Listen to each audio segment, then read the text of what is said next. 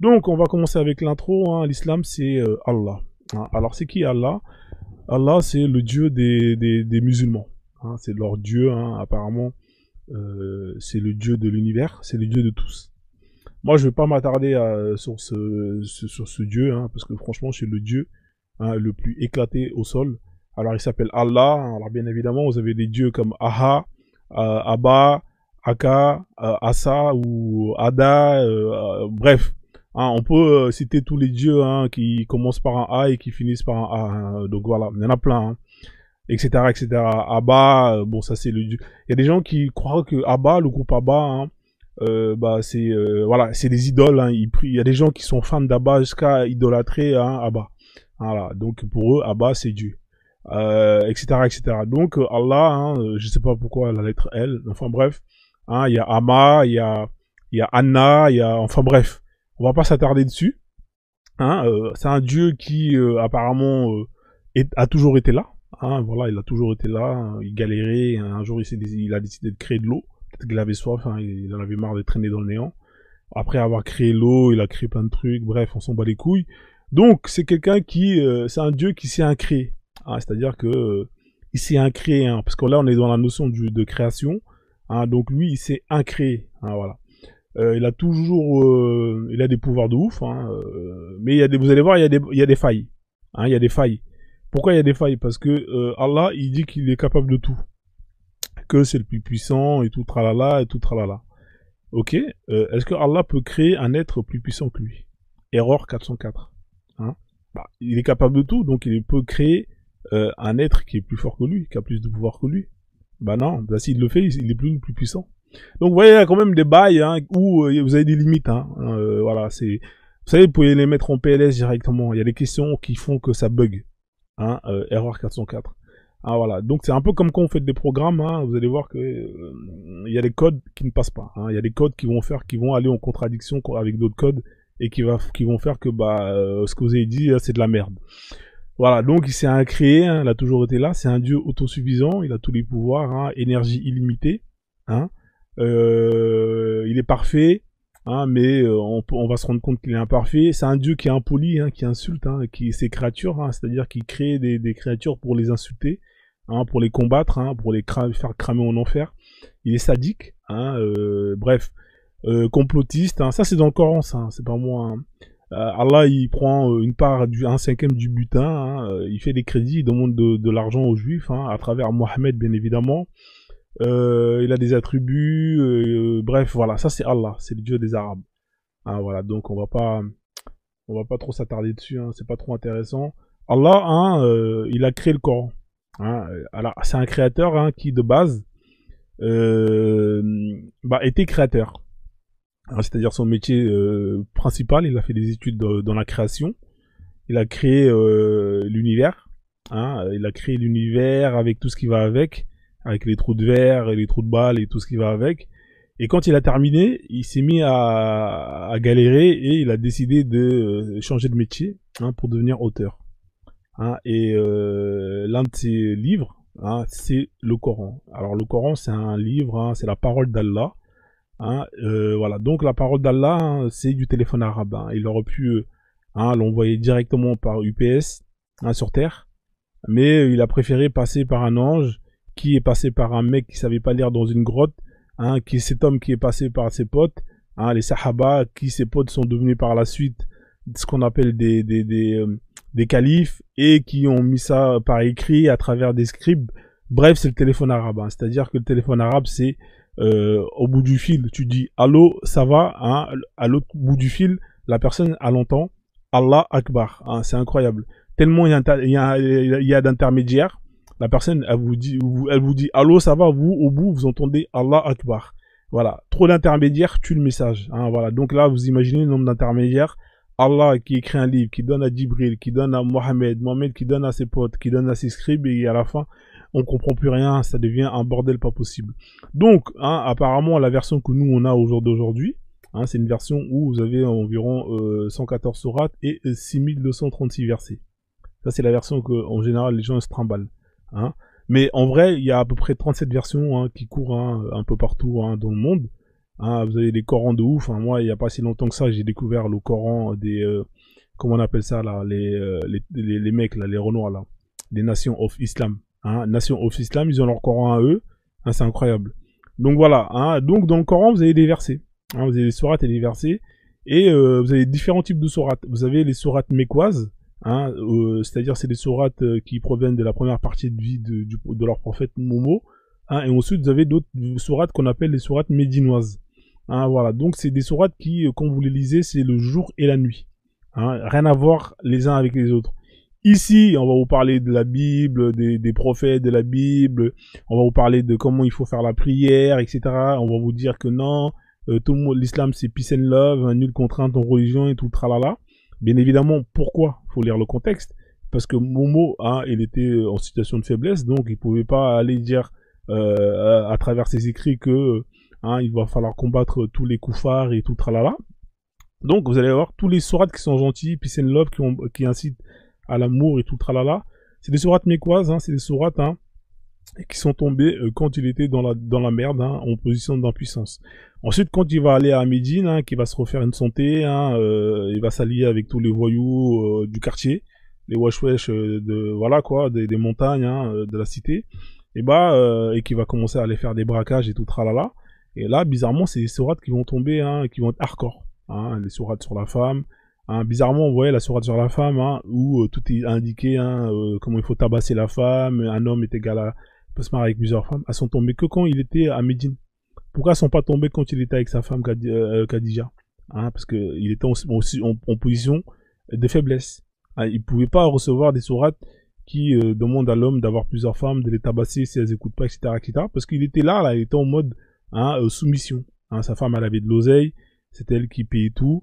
Donc il pouvait que fermer sa gueule et recevoir des sourates qui allaient dans le sens de la situation où il était. C'est pour ça c'est une religion très politique. Hein, vous comprenez? C'est très politique. Hein, les sourates, elles tombent pas comme ça par hasard. Hein, elles tombent que quand par rapport à la situation où il est. Hein, Allah n'aurait jamais envoyé une sourate qui va dire à Mohammed, tu peux avoir 4 femmes, alors que lui-même il est avec une femme qui lui paye tout, hein, qui lui met bien, etc., etc. Donc vous comprenez un peu le concept. Et pour rajouter encore un clou dans la vis, hein, vous avez un concept de sourate, de verset abrogeant qui abroge. Hein, ça c'est terrible. Les mecs se sont rendus compte que c'est tellement un bordel, hein, qu'ils ont mis en place un concept hein, qui abroge des versets. Hein. Vous voyez, en général, c'est souvent les versets hein, qui sont tombés après, hein, qui abrogent celles qui sont avant. Hein. Si on prend un sujet, par exemple, où vous allez voir une sourate qui va vous dire est-ce que l'homme peut avoir une ou plusieurs femmes? Si vous avez un verset qui vous dit l'homme doit avoir une femme et que vous en avez un autre qui dit que l'homme peut avoir plusieurs femmes, et ben on regarde à quel est le dernier verset qui est tombé et on abroge par rapport à l'antécédent. Hein, voilà, c'est ce concept qu'on appelle d'abrogeant, d'abroger. Bien évidemment, vous avez plein d'erreurs, hein, c'est pas ce qui manque. Si vous galérez dans votre temps libre, allez-y, hein, vous allez voir, vous allez vous régaler en ce qui concerne ce qu'on appelle les erreurs. Hein. Il y en a un paquet, c'est pas ce qui manque. Hein. Dans le Coran, des erreurs, il y en a plein. Que ce soit des erreurs scientifiques, bref. C'est, voilà, pour les gens qui galèrent, hein, vous pouvez tuer votre temps avec avec les concepts d'erreurs. Voilà, donc l'islam hein, est représenté par leur prophète hein, qu'on appelle Mohammed. Hein, Mohammed, hein, bon là c'est pas lui, hein, c'est une photo plus ou moins faite par un IA. Hein, d'ailleurs, hein, il est strictement interdit de dessiner le prophète Mohammed ou de le représenter, hein, sinon on vous décapite. Hein, voilà, donc comme ça au moins c'est clair et net.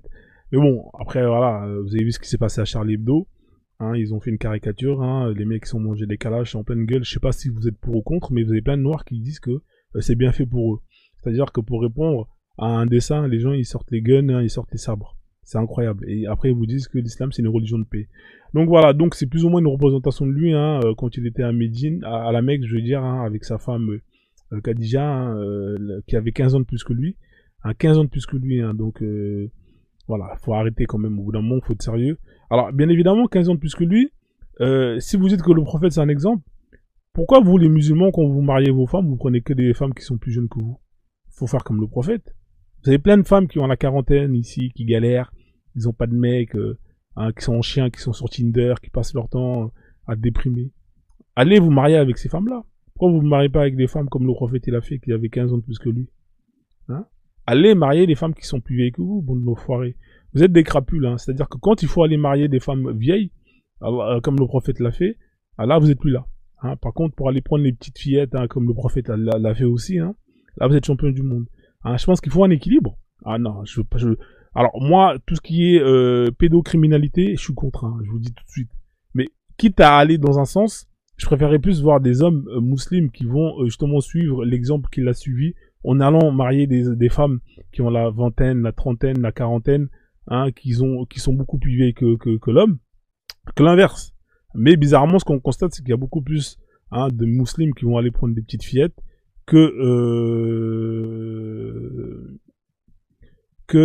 voilà quoi. Donc voilà, donc on continue. Voilà, c'est un gourou de secte, hein, parce que l'islam c'est une secte, hein, qui a réussi. Hein, je vous le dis, hein, l'islam c'est une secte qui a réussi, hein, comme le christianisme. Et lui c'était le boss. Hein, bien évidemment, il en bénéficiait de tous les avantages. Hein, bien évidemment, il met en place des règles, mais lui-même il ne les respecte pas. Hein. Par exemple, Allah il dit que vous avez droit jusqu'à 4 femmes. À lui il en avait 11. Hein, vous voyez, c'est des exemples comme ça sur lequel on peut aller dessus. C'est un chef de guerre, hein, bien évidemment. Hein, il a participé à énormément de guerres, hein, de braquages, etc., etc. C'est un esclavagiste.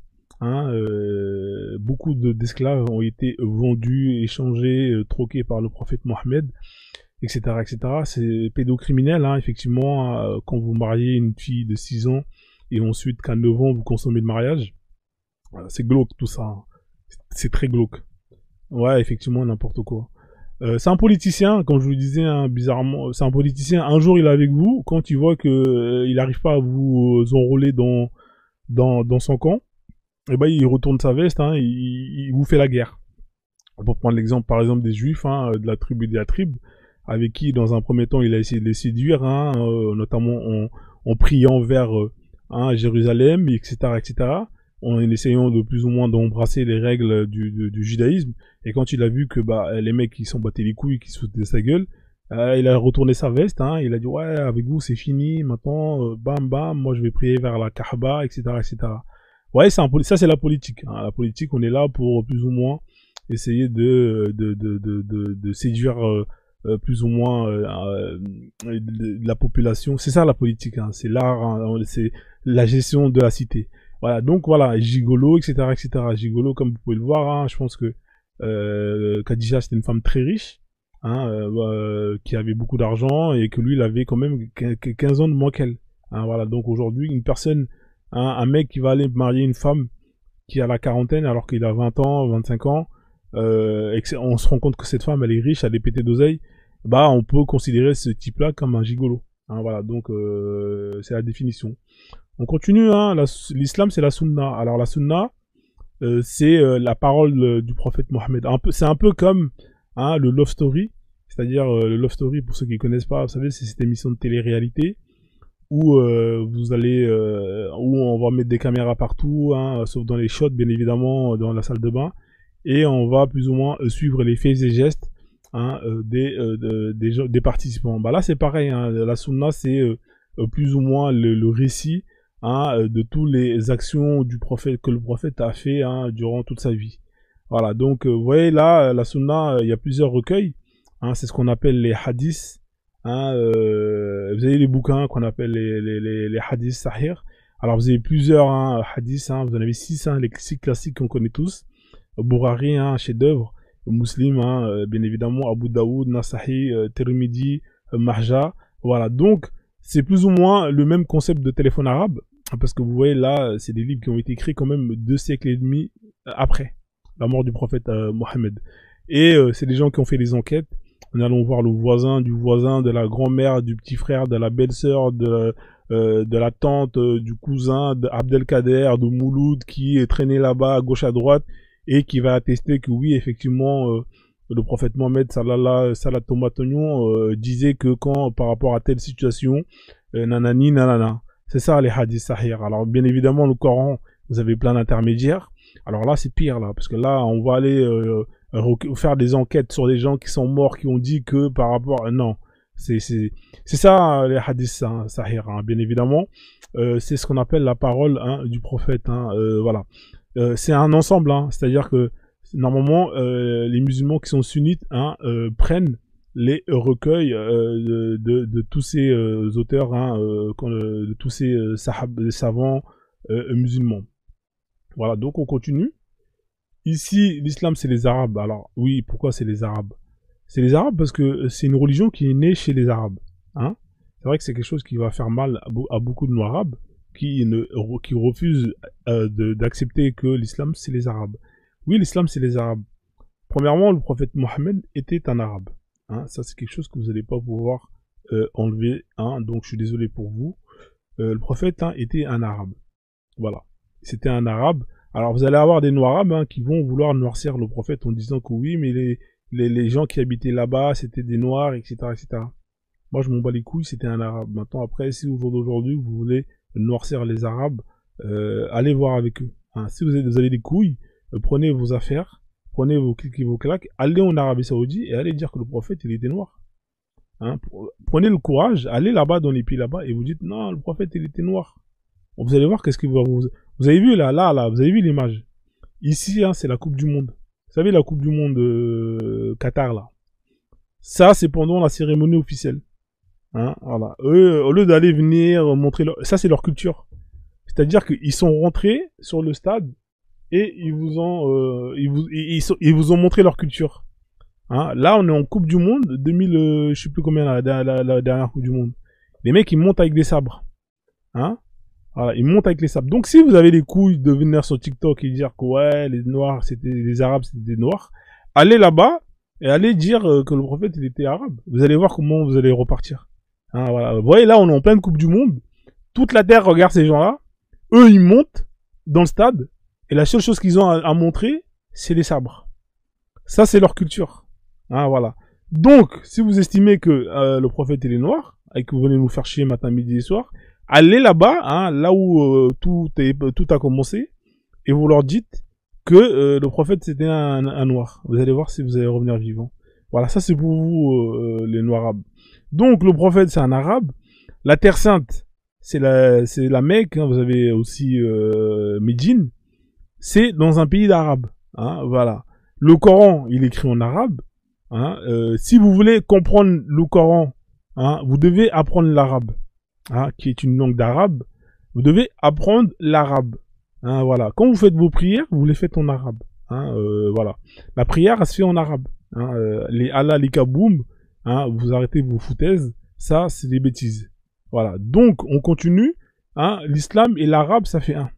Et quiconque qui voudra justement modifier ça, je le mets au défi de dissocier l'arabe avec l'islam. C'est une religion qui appartient aux arabes. Il n'y a pas si longtemps que ça, vous avez Ben Slimane, là, ou Ben Slimane, je sais pas quoi, là, qui a décidé de mettre de justement supprimer des hadiths. Alors, il l'a fait parce que ça leur appartient. C'est une religion qui appartient aux arabes. Et vous êtes que des moutons, vous êtes que des suiveurs. Pareil, peu importe.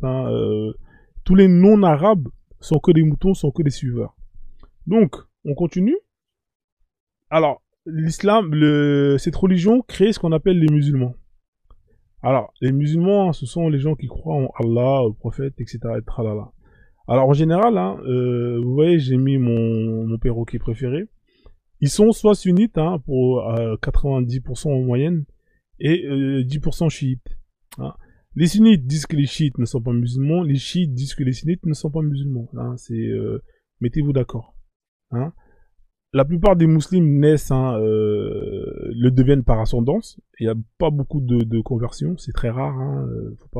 Faut arrêter de nous marmailler. Oui, il y a beaucoup de conversions. Il n'y a pas beaucoup de conversions. Par contre, il y a beaucoup de musulmans qui commencent à quitter l'islam. Et ça, c'est un fait véridique. Donc, vous êtes par ascendance, vous êtes beaucoup parce que vos femmes, la femme musulmane en général fait beaucoup de gosses. En moyenne, c'est 7-8 gosses. Aller dans les pays d'Afrique, d'Asie, il y a beaucoup de gosses. Par contre, ce qu'on se rend compte, c'est que dans les pays arabes qui, grâce au pétrodollar, ont augmenté leurs conditions de vie, eux, ils font de moins en moins de gosses. Voilà.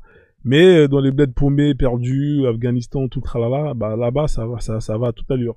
Donc, du coup, voilà, la plupart des musulmans le sont par ascendance, hein, et comme ils subissent très tôt un endoctrinement, et bah ils suivent hein, cette religion sans même comprendre le fondement. Voilà, donc on continue, hein, endoctrinement qui va créer ce qu'on appelle des perroquets. Hein, vous voyez hein, le perroquet qui est là, avec son petit chapeau, qui va répéter des phrases toute sa vie sans rien comprendre hein, ce qu'il dit. Et donc c'est pour ça que vous êtes traumatisé quand vous passez dans les lives tels que les lives de Frozone, parce que nous, quand on vous justement met devant vos yeux vos textes que dont vous ne comprenez pas, et bah vous avez mal au cul. Hein, ça vous énerve parce que on vous a miroité autre chose hein, pendant très longtemps. Voilà, donc du coup, hein, on vous fait aimer une religion hein, dont vous ne connaissez pas. Hein. Quand on vous la fait découvrir, vous êtes traumatisé. Hein, et quand on veut vous la mettre en application, vous voulez pas. Hein. Tous aiment l'islam, mais aucun ne veut la charia. Pourquoi vous ne voulez pas la charia? La charia, c'est l'accomplissement de l'islam. Hein. La charia, c'est la loi d'Allah. Hein. C'est un endroit où on va appliquer hein, les règles que Allah vous a justement envoyé hein, pour que vous puissiez vivre votre religion dans de bonnes conditions. Et automatiquement, quand justement vous avez un musulman qui n'est pas arabe, hein, bah, il est aliéné, hein, parce que il y a de l'acculturation à travers cette religion. Donc on continue, hein, voilà.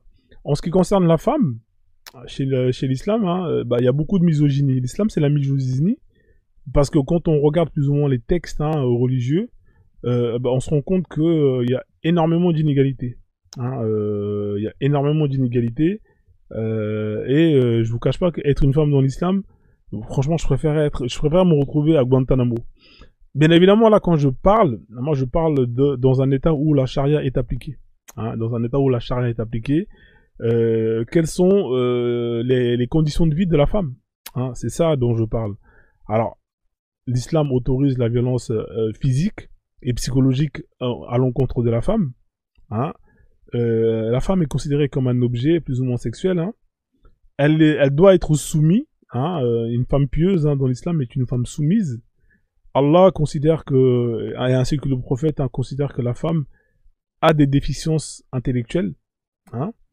Elle est prédestinée à terminer en enfer.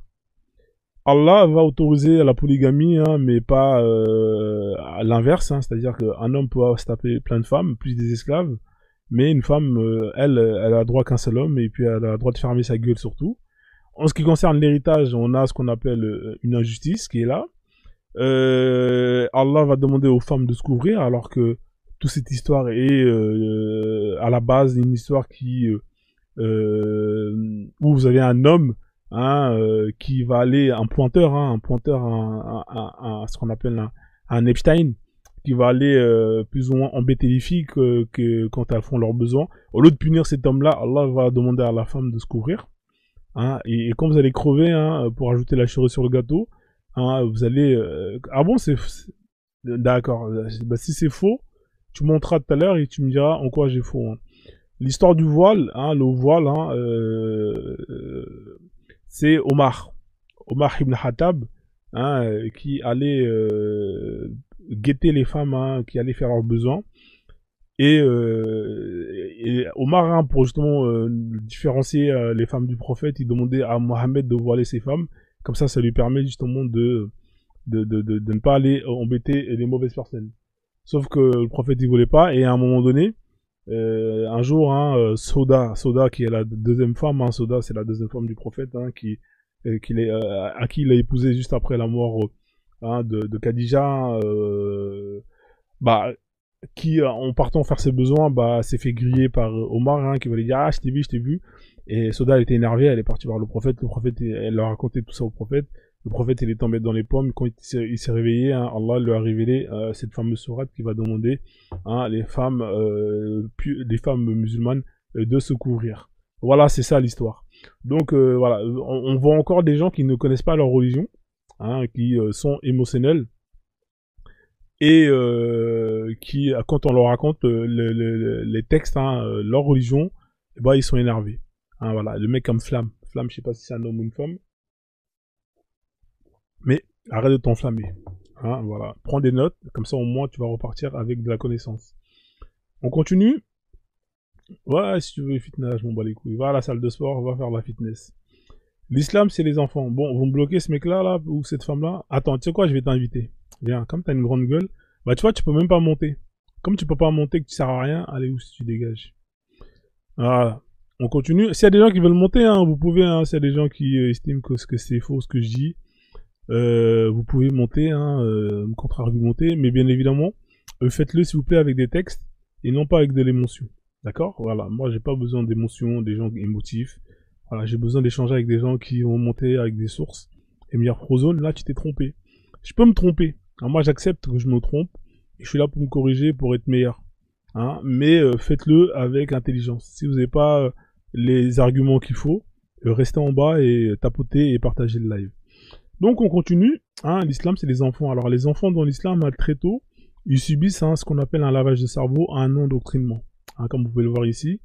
Hein, il y a un hadith sahih, je ne sais plus c'est lequel, où Allah va dire que à partir de 7 ans, le prophète, ou Allah, je crois que c'est le prophète qui dit, à partir de 7 ans, il faut instruire, il faut ramener les enfants à être éduqués, à connaître l'islam.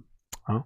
Et à partir de 10 ans, à appliquer, hein, c'est-à-dire faire la prière, etc. Si l'enfant refuse, eh ben, il faut le frapper. Hein. 7 ans, on les ramène dans les écoles, 10 ans, on les frappe s'ils ne veulent pas prier. Voilà ce que ce hadith dit. Et je l'ai bien évidemment ce hadith, hein, mais je le mets de côté pour les gens qui vont dire ouais, Frozone, c'est pas vrai. Donc, donc l'éducation religieuse est une obligation. Hein. Elle se fait par ce qu'on appelle plusieurs canaux. Hein. Ça peut être lié à des madrasas. Hein, les madrasas où les enfants vont subir énormément de violences physiques et psychologiques. Hein, où on va leur imposer d'apprendre par cœur des sourates, hein, sans même comprendre le sens de ce qui est dit. Pour, à la fin, on faire des perroquets qui vont répéter bêtement des phrases toute leur vie, sans même comprendre ce qu'ils récitent. Ici, vous avez une madrasa, hein, là, vous voyez, le pauvre enfant, il s'est fait frapper parce qu'il n'a pas appris son cours, hein, le maître, il est là. C'est ça, la réalité, hein. Et ça, c'est dans tous les lieux, hein, dans tous les quatre coins là où l'islam est. Peu importe les pays, hein, que ce soit même en Occident, vous avez plein d'écoles arabes où il y a la maltraitance, hein, il y en a plein. Dans les pays occidentaux, vous en avez. Dans les pays maghrébins, vous avez la violence et tout. Vous avez des profs qui vont abuser de ces enfants sexuellement, etc. Il y en a plein qui sont envoyés à aller traîner dehors pour ramener de l'argent. Bref, c'est dégueulasse. Hein, voilà, ça c'est des choses, hein, qu'il faut condamner et qu'il faut avoir le courage, hein, de dénoncer. Hein, chose que les musulmans ne font pas. Hein, vous ne faites pas ce travail qui consiste justement à protéger ces enfants-là. Et c'est vraiment dommage. Alors, chez les Noirs, hein, cette religion va créer les Noirs arabes. Hein, alors qu'est-ce que c'est un Noir arabe? Nous, c'est un Noir, hein, qui est dans l'islam et qui, dans sa tête, hein, est aliéné, hein, qui va se croire arabe, hein, parce que bah pour lui, hein, être arabe, hein, c'est se rapprocher du prophète, c'est se rapprocher de l'islam, c'est se rapprocher d'Allah. Donc ça c'est nos problèmes à nous en Afrique. Hein. Hein, les Maghrébins, ils ont leurs problèmes à eux, hein, avec aussi les Maghrébins qui croient que dans leur tête ils sont arabes, alors qu'ils n'ont rien d'arabe. Hein, force à tous les frères, hein, à Mazir, hein, qui justement ont le même combat que nous, on a, hein, de notre côté. Force à vous. Voilà, chacun sa peine, hein, chacun porte sa croix. Alors ces gens-là, ils sont aliénés, hein, malheureusement. Ils subissent un syndrome de Stockholm. Hein, ils sont sadomaso, c'est-à-dire que malgré le fait que ils savent que les Arabes ne les aiment pas, leur fassent du sale, et ben ils vont quand même en redemander, hein, ils vont aller les enrichir, ils payent. Un sadomaso, c'est quelqu'un qui paye, pour souffrir. Hein, c'est ça un sadomaso. Tu payes pour qu'on te chicote. Hein, voilà. Donc là, on vous aime pas chez eux, vous allez là-bas, vous allez en vacances chez eux, vous allez acheter vos produits chez eux, etc., etc. Bref, vous êtes toujours là à considérer que la Oumma existe, hein, mais elle est que dans un sens. Vous allez voir, il y a que les Noirs qui vont aller faire du vélo des 700 km pour aller sauver la Palestine. Mais jamais vous allez voir un Maghrébin ou une Maghrébine aller militer pour les Noirs qui meurent en Afrique. Hein. Les Noirs musulmans, hein, au Mali, hein, vous avez eu plus de 30-40 000 morts qui a eu lieu là, il y a ces 15-20 dernières années, hein, notamment à cause de ce qui se passe là-bas. Jamais vous allez voir ça. Et ça, c'est que chez les Noirs. Vous allez voir la Oumma, des gens qui vont aller manifester pour pleurer ce qui se passe en Israël, etc., etc. Hein, voilà. Donc, et la cerise sur le gâteau, hein, on a une communauté de traîtres, c'est-à-dire que c'est des gens qui sont prêts à tout pour plaire aux Arabes.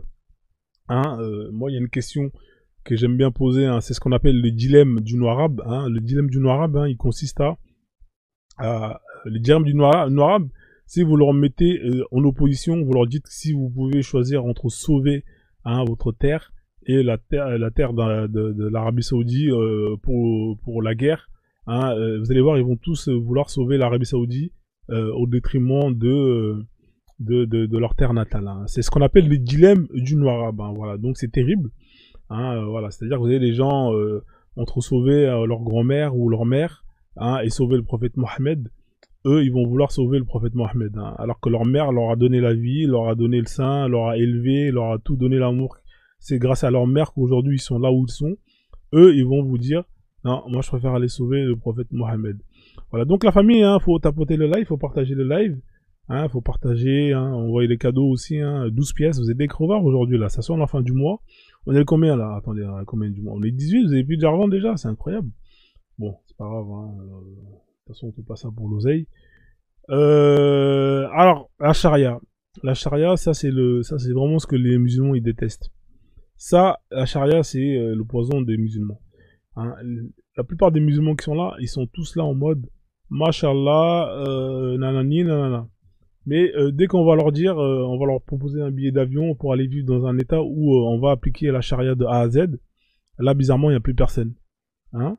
Pourquoi vous aimez pas ça? On se rappelle tous au Mali quand quand vous avez eu les mecs là qui ont ramené la charia dans le nord du Mali et que les mains ont commencé à pleuvoir et qu'on a attrapé tous ceux qui forniquaient et qu'on les fouettait sur la place publique parce que justement ils étaient dans le haram. Là bizarrement vous avez tous fait la guerre pour que le français vous avez fait appel aux Français pour qu'ils viennent vous aider. Hein. Mais je comprends pas en fait. Là on vous met en place